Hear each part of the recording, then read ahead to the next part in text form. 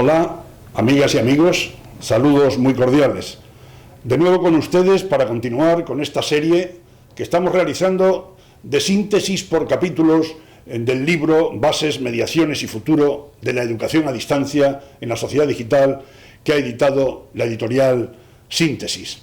Venimos haciendo un seguimiento por cada uno de los temas, hicimos una presentación general y hoy corresponde al tema 3 de este libro, Teorías y Modelos, el diálogo didáctico mediado.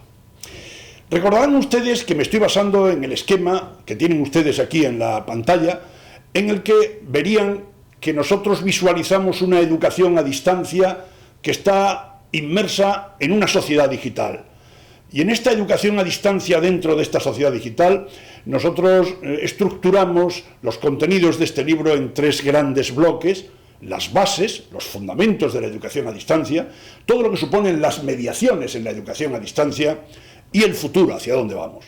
Sin olvidar al final, para integrar precisamente todos esos 3 bloques, la planificación, que siempre todo ello tiene que apuntar hacia el estudiante, hacia la mejora del estudiante, como todo proceso educativo que se precie debe hacer. Bien, ya estuvimos viendo dentro de las bases todo lo que hace referencia a las cuestiones conceptuales, a las características, etcétera, a la historia, y ahora nos tocaría centrarnos en las teorías, en los modelos. Es decir, que de todo esto de las bases que venimos viendo, ahora verán ustedes que marcamos las teorías y los modelos. Bueno, pues vamos a hablar de las cuestiones, de algunas cuestiones teóricas, porque lo que trato en estas presentaciones es simplemente de hacer una síntesis, un resumen, valga la redundancia, muy resumido de lo que presentamos en los distintos capítulos del texto. Las teorías. Miren ustedes, en educación a distancia, como en cualquier ámbito de la vida que esté cercano a todo lo que pueda suponer los saberes, desde una perspectiva académica, hablar de las teorías siempre resulta a veces un tanto engorroso, porque los académicos nos suelen solicitar siempre la receta para la aplicación práctica. Yo he dicho muchas veces que una receta culinaria de ninguna de las maneras, aquello de un poquito de perejil, un poco de ajo y un poco de sal y nos sale un condimento extraordinario, para esto no sirve. En todo caso, he referido muchas veces, sería una receta médica donde nos vemos obligados a un diagnóstico, a un saber hacer, etc. Bueno, pues en las teorías de la educación a distancia, aquellos que piden recetas para la realización práctica inmediata, que no digo que siempre esté mal, pero que no es suficiente. Les recordaría pues ese dicho que consolidó uno de los pioneros de la psicología social, Kurt Lewin, cuando decía que no hay mejor práctica que una buena teoría. Si usted va a realizar prácticas de calidad, apóyese en teorías sólidas, en teorías que de alguna manera le pueden dar una cierta garantía de éxito. Bien es cierto que al revés también, es decir, nuestras teorías las debemos apoyar en lo que son prácticas de calidad, buenas prácticas. Bien, viendo esto, si nos detenemos en pensar para una teoría de la educación a distancia, ¿qué tipo de conocimientos serían precisos?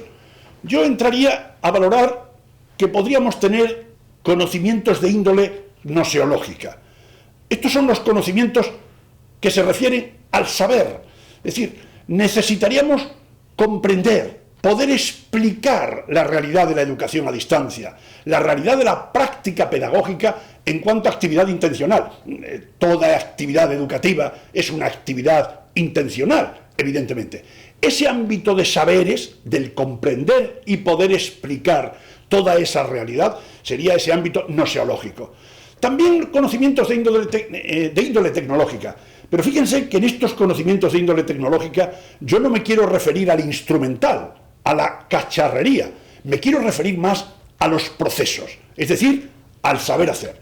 A un saber hacer que nos permita transformar hacia mejor, siempre es la intención, mejorar esa realidad educativa.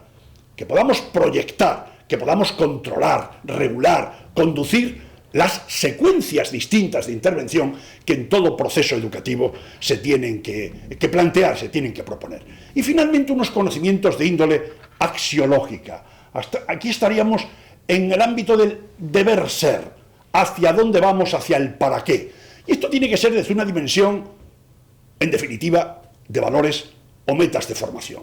¿Qué queremos hacer con todo este formar, con todo este educar, con todo este enseñar? Lo hacemos, evidentemente, para que el otro pueda, en definitiva, mejorar. Mejorar en saberes, mejorar en valores, mejorar, en definitiva, en metas, en competencias logradas, en objetivos, en finalidades pedagógicas, etcétera, etcétera.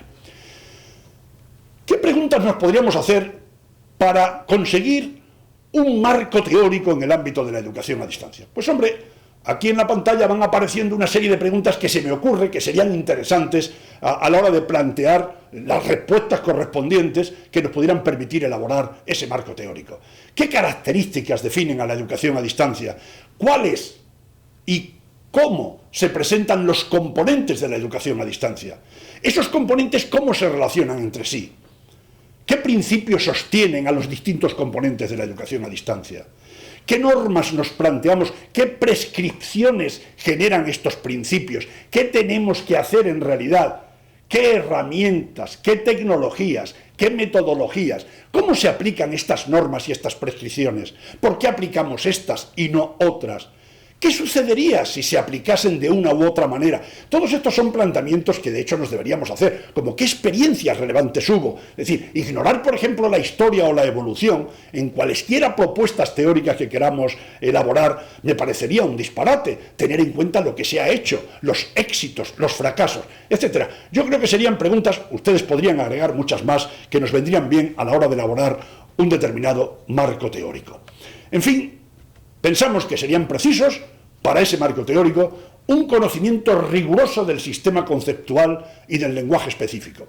La educación, la pedagogía en general, la educación en general, la educación a distancia en particular, tiene su lenguaje específico, tiene un sistema conceptual lógicamente integrado en todo lo que supone el ámbito pedagógico. Ese conocimiento riguroso del sistema de educación a distancia, como siempre, entendiendo por educación a distancia todo lo que son formatos no presenciales que se nos presentan hoy con distintas denominaciones, como ya tuvimos ocasión de valorar en una de las primeras presentaciones que hicimos en este ciclo.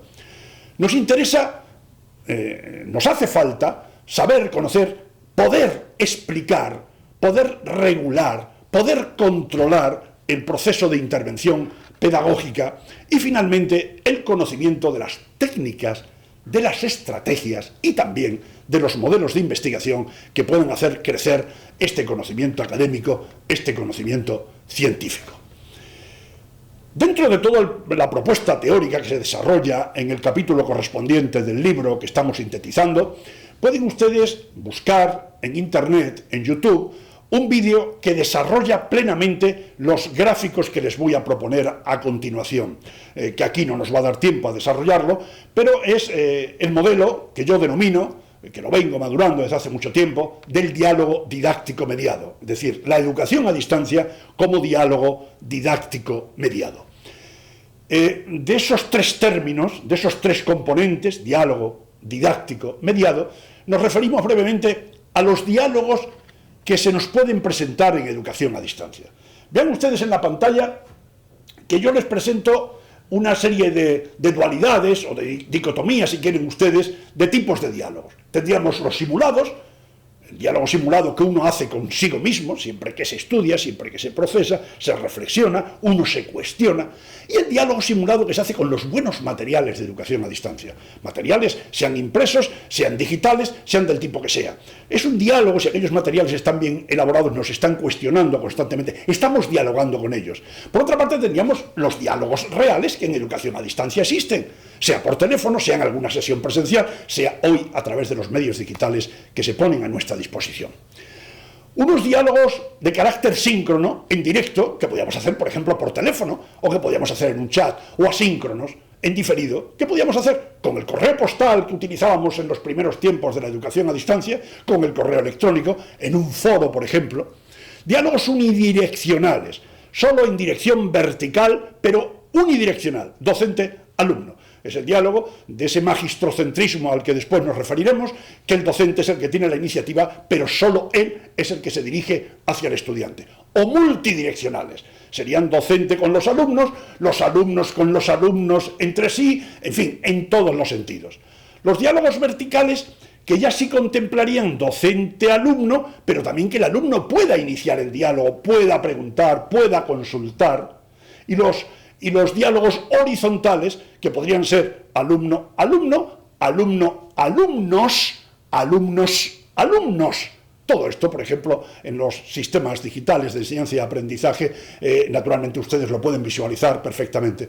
Y finalmente unos diálogos más estructurados, que son más rígidos, que están propuestos con escasa flexibilidad, por contra a otra serie de diálogos de carácter flexible, que se nos presentan como mucho menos rígidos. Bueno, en la pantalla ahora lo que les presento es simplemente una tabla para que pudieran ustedes valorar la relación que existe entre los distintos tipos de diálogo en educación a distancia. Es decir, si se dan unos, en algún caso quedan anulados otros. Sin embargo, se pueden dar en sintonía, en paralelo, unos y otros. No me detengo en ello, pero que tengan ustedes que puedan visualizar esta tabla de cruces entre los distintos tipos de diálogos que se pueden dar en esta modalidad educativa.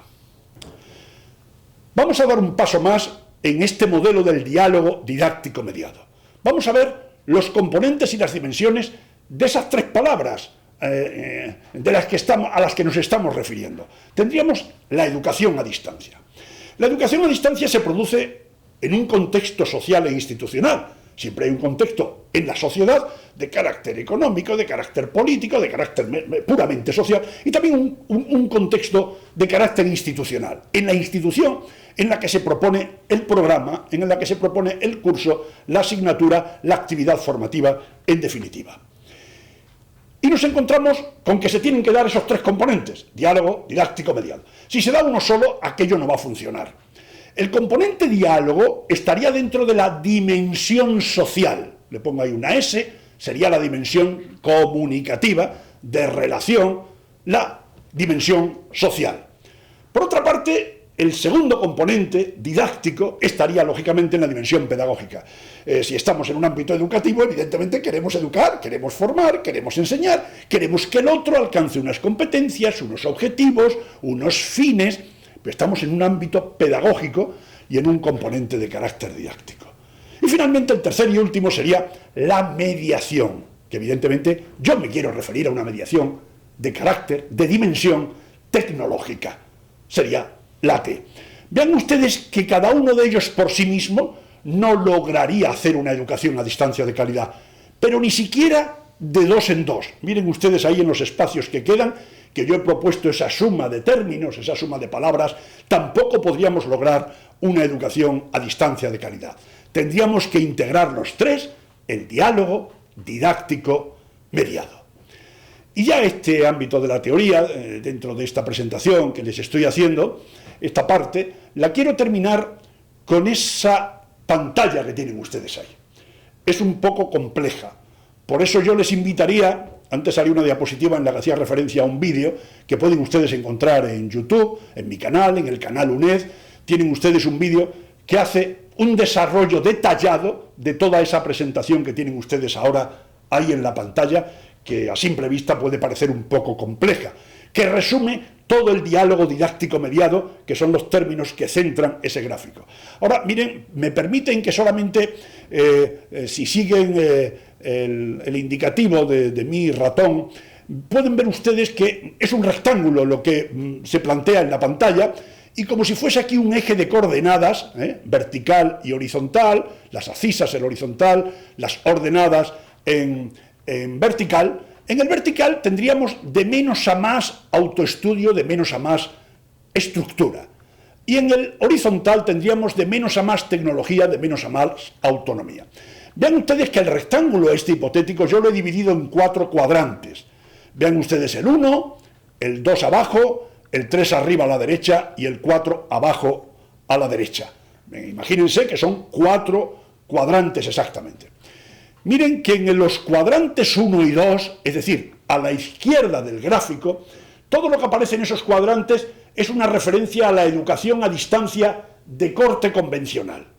Sin embargo, en los cuadrantes 3 y 4, lo que yo estoy refiriendo es una educación a distancia ya basada en soportes digitales, como pueden apreciar. Vean también que en los cuadrantes 1 y 3, los que están arriba, a lo que me estoy refiriendo, para mí es sustancial el diálogo, son a los diálogos posibles que en esos dos cuadrantes se pueden llevar a cabo, simulados, asíncronos, verticales, unidireccionales y bastante estructurados. Por contra, en los cuadrantes de abajo, 2 y 4, nosotros nos podemos estar refiriendo a diálogos reales, síncronos y asíncronos, verticales y horizontales, multidireccionales y, en definitiva, flexibles. Vean ustedes, como digo, en el centro está el diálogo didáctico mediado, a la izquierda del gráfico tenemos a la institución, a la docencia, y a la derecha del gráfico tendríamos al estudiante, al que aprende, el aprendizaje. Arriba los materiales o contenidos, debajo los canales de comunicación y todo lo que rodea. No se me pasa en el gráfico contemplar también en otras líneas verticales lo que ha podido ser la evolución de la educación a distancia. Así planteo hasta 1960, aproximadamente, no son fechas exactas, desde 1960, desde 1980 y desde 1995. Les animo a visualizar el vídeo al que les he hecho referencia y que lo tienen ustedes de nuevo ahí en la pantalla, o naturalmente en el texto todo esto está detalladamente y bien desarrollado, para que puedan ustedes comentarlo, criticarlo, asumirlo o simplemente discrepar de ello de la forma que estimen oportuno. Ha sido la primera parte, la referida a las teorías. Pasaríamos a los modelos en educación a distancia. Dentro de este tema hablamos de los modelos y fíjense que se nos presentan unos modelos o escenarios, modelos o escenarios de carácter institucional. ¿Cómo se nos puede presentar a nivel internacional? La educación a distancia. Diremos en este gráfico que les voy a presentar cómo se puede presentar, en definitiva, la educación. Bien, ustedes, referido a instituciones educativas, las podemos tener de carácter unimodal, las autónomas, unimodales, solo enseñan de una manera, y lo que son las duales, las bimodales, las mixtas, que tienen por lo menos dos propuestas distintas en modalidades educativas. Dentro de las unimodales tendríamos las presenciales, que al objeto de esta presentación no nos interesan, y las que son a distancia, unimodales, solo enseñan a distancia. El ejemplo, desde la institución de la que yo les hablo, a la que yo pertenezco, a la UNED de España, unimodal, a distancia. Y luego estarían las duales o bimodales, que se pueden presentar estas posibilidades. Bueno, antes quizá veamos en las a distancia, del desarrollo del gráfico, que las tendríamos ya prácticamente no existen, sin servicios virtuales. Serían instituciones o programas de educación a distancia de corte muy convencional. Prácticamente, como digo, esto ya no existe, con servicios virtuales, instituciones virtuales totales e instituciones virtuales dependientes. ¿Qué quiero representar por esto? Pues instituciones que de alguna manera imparten algunos programas virtuales, pero que dependen de otras instituciones que los han diseñado, que los han preparado, que los han propuesto y se los han cedido. A la derecha del gráfico, las duales bimodales, que es lo que más existe, tendríamos, yo les he representado ahí una serie de posibilidades, aquellas que tienen estudios presenciales y a distancia a la vez, la denominación de semipresencialidad o blended learning, aquellas que imparten a distancia solo algunas materias, que aprovechan la misma infraestructura de la institución, o que tienen algunos complementos de carácter virtual. Miren, les voy a presentar aquí unos pequeños gráficos a ver si lo podemos llegar a entender perfectamente.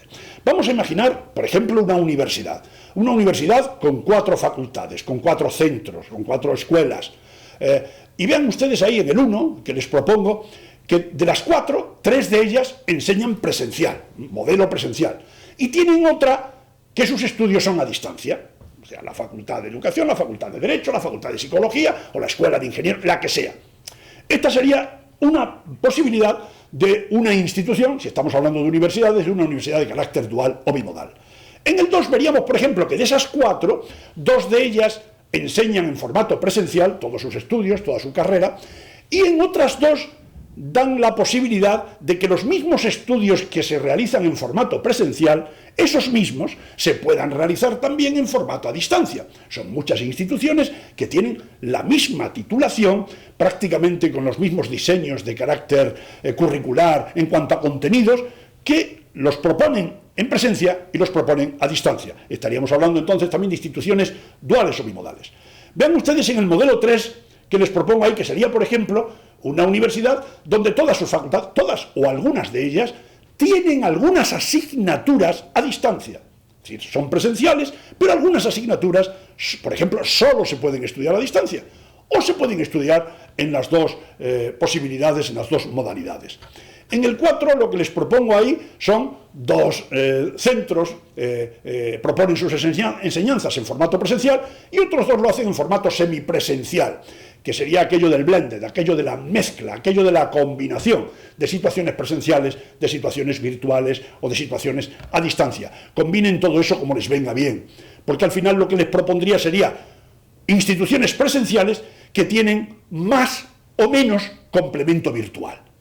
Y ahí estaríamos ya en lo del blended, que todo esto es muy relativo. ¿Qué es blended? ¿Qué es semipresencialidad? ¿Cuánto porcentaje presencia? ¿Cuánto porcentaje distancia?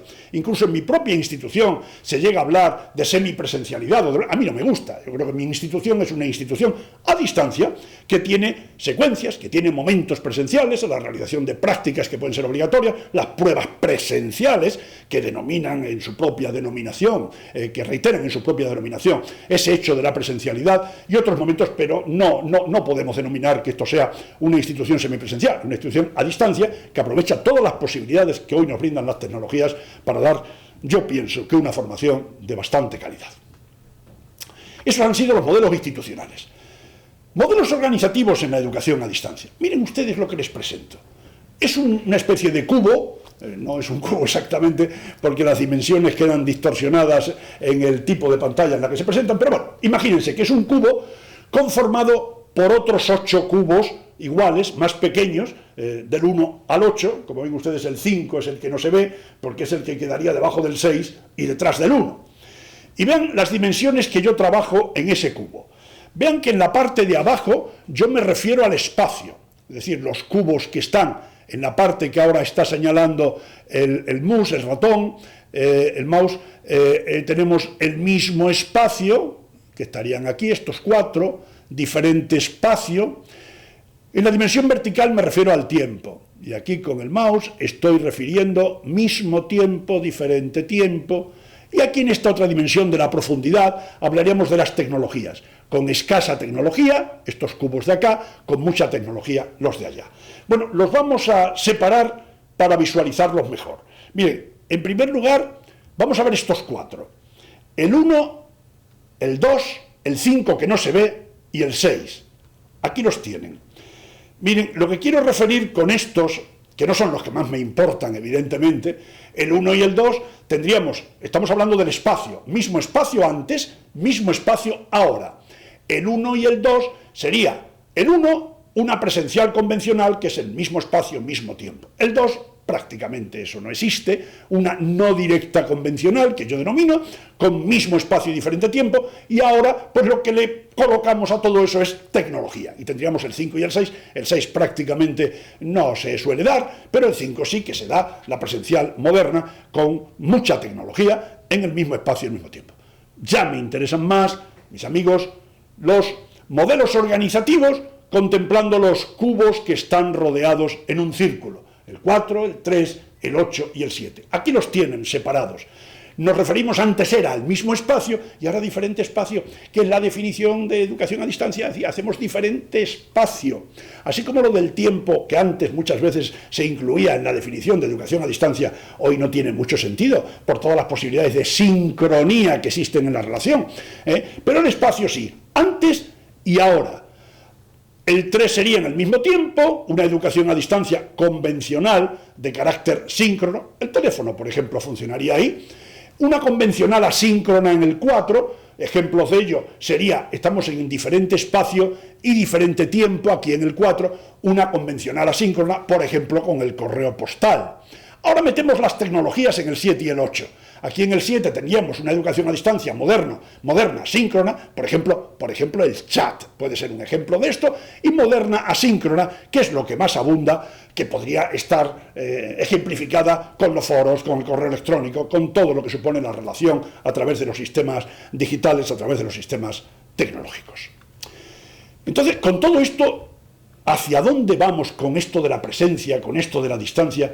Pues miren ustedes, en ese gráfico lo que quiero representar es que nosotros estamos evolucionando desde aquel momento en que nacía la educación a distancia, que ya vieron en la segunda presentación que les hice, cuando hablábamos un poco de la evolución histórica, que la podemos situar pues en la segunda mitad del siglo XIX, ¿verdad? Lo presencial estaba por una parte y la distancia, aquel disparate de la enseñanza a distancia quedaba en otra.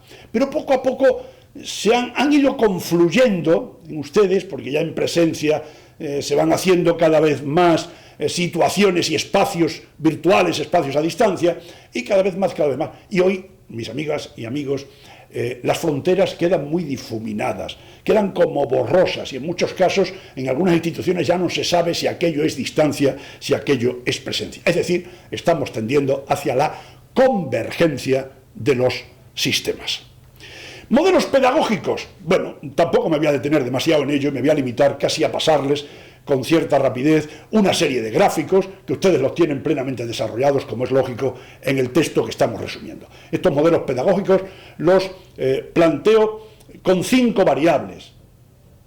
Magistrocentrismo, el maestro, el profesor; logocentrismo, los contenidos, la ciencia, el saber; el interaccionismo, todo lo que suponen las relaciones, la comunicación; el tecnocentrismo, ahí es la tecnología la reina; el psicopaidocentrismo, lo he querido denominar así, en el sentido de pensar que el alumno es lo principal, que el que aprende es lo principal, y después pasaríamos en el sexto, o sea, serían esos 5, en el sexto a integrar todo y hacer la propuesta de lo que yo entiendo que sería lo ideal. Entonces, en estos gráficos simplemente que lo vean ustedes así las variables. El magistrocentrismo. El docente es el centro, el docente es el que enseña, la autoridad la tiene el docente, y el alumno simplemente lo que tiene que hacer es seguir las orientaciones, tiene pocas posibilidades de ni siquiera iniciar el diálogo, pero el docente es el centro, y las demás variables están ahí alrededor, que bueno, que el docente las utiliza como cree conveniente, la autoridad es él, y esto, bueno, evidentemente estos modelos se pueden dar también en los formatos presenciales, evidentemente. Yo aquí los estoy refiriendo porque muchos piensan que por aquello de aplicar tecnologías o de hacer educación a distancia se hace una pedagogía moderna, y eso no es cierto. Se puede hacer una pedagogía tan reproductora en los modelos a distancia como en los modelos presenciales. Así es que no nos ilusionemos con decir por aplicar tecnologías yo ya soy moderno, ya tengo una educación más participativa, más abierta. No, bueno, magistrocentrismo. Aquí nos encontraríamos donde los materiales, el saber, en esta institución, mire usted, lo que cuidamos son los materiales, son los contenidos, y esa es nuestra dedicación fundamental. Y orillamos un poco todo lo que suponen las otras variables que están alrededor. Esto, desde luego, lo deberían ustedes pensar detenidamente. Yo no tengo tiempo para detenerme en cada uno de ellos, pero sí que merece mucho la reflexión. Ahí el saber, el material, el logo, de alguna manera, los contenidos son el centro, pero casi la única dedicación y el interés es ese. Y mal vamos entonces. Interaccionando, bueno, son las nuevas corrientes que parece que se aprende simplemente con estar con los otros. Todas las corrientes del aprendizaje social, hombre, mire usted, son importantísimas y yo las valoro, pero con eso solo, si usted orilla o le da escasísima importancia a todas las otras variables que rodean, también iríamos mal, más allá de los valores en sí, que tiene todo lo que puede suponer la interacción. Ay, amigos, y aquí llegamos a la solución de todas las soluciones. Viene la tecnología y ya queda todo resuelto. Bien, la tecnología jamás será garantía de éxito pedagógico. Sépanlo bien, porque apliquemos tecnologías, por muy sofisticadas que sean, poniéndolas ahí en el centro, no vamos a garantizar de ninguna manera el éxito pedagógico si orillamos las otras variables. En la que estaríamos probablemente todos ustedes y yo de acuerdo es en poner en el centro el aprendizaje. Antes lo importante era lo que se enseñaba, sería el magistrocentrismo. Lo importante es lo que se enseña y cómo se enseña. No, mire usted, lo importante es lo que se aprende y cómo se aprende. Y todo lo demás tiene que estar girando en torno al estudiante, al aprendizaje de ese estudiante. Lo que sucede es que a veces focalizamos tanto esto que olvidamos, o si no lo olvidamos, las atenuamos las otras variables. Y entonces tampoco iríamos del todo bien. Yo apuesto por esto. El aprendizaje, el alumno es el centro, pero sin olvidar todas las restantes variables. Porque si descuidamos cualesquiera de ellas, miren, si descuidamos cualesquiera de ellas, estaríamos haciendo un mal servicio a todo lo que supone todo lo que supone, perdonen, a ver, estaríamos haciendo, como digo, un mal servicio a todo lo que supone, querría llegar a la última diapositiva, disculpen ustedes.